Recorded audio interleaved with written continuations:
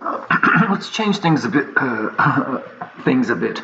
In this one, we'll have the player instead of colliding, we'll have the gate open when the player gets within a certain distance.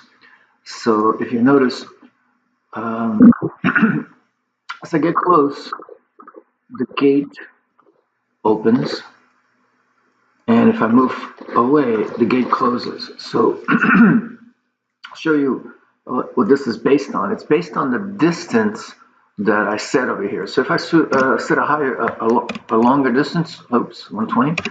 So 20, still go 20, and I'll print the distance here as the game is being played, right? So let's try that.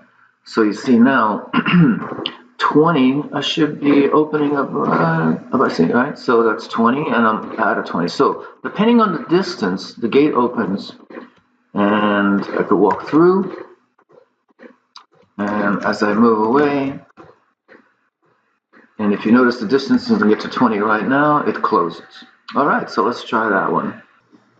So the first thing I'm going to do, I'm still playing a game, okay, is I'm going to go and change this to, it says collider. Well, it's not going to be a collider now, so I'm going to call it gate controller.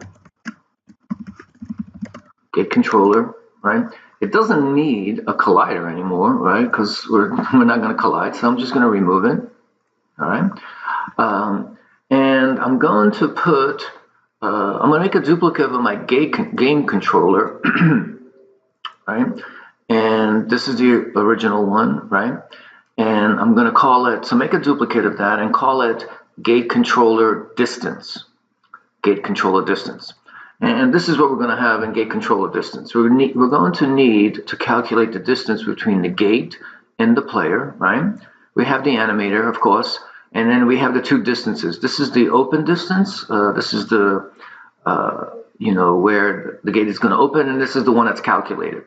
So in the start, we're going to select the open distance, how far the player has to be or how close.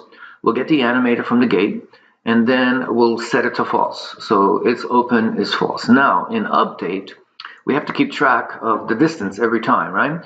So we calculate the distance between the player and the controller, right?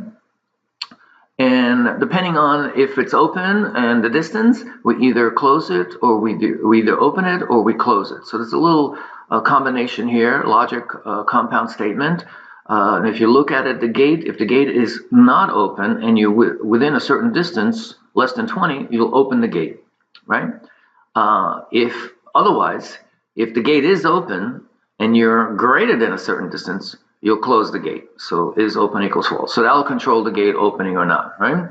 So the next thing we have to do, back to the game, is we have to place the gate and the player in their position, right?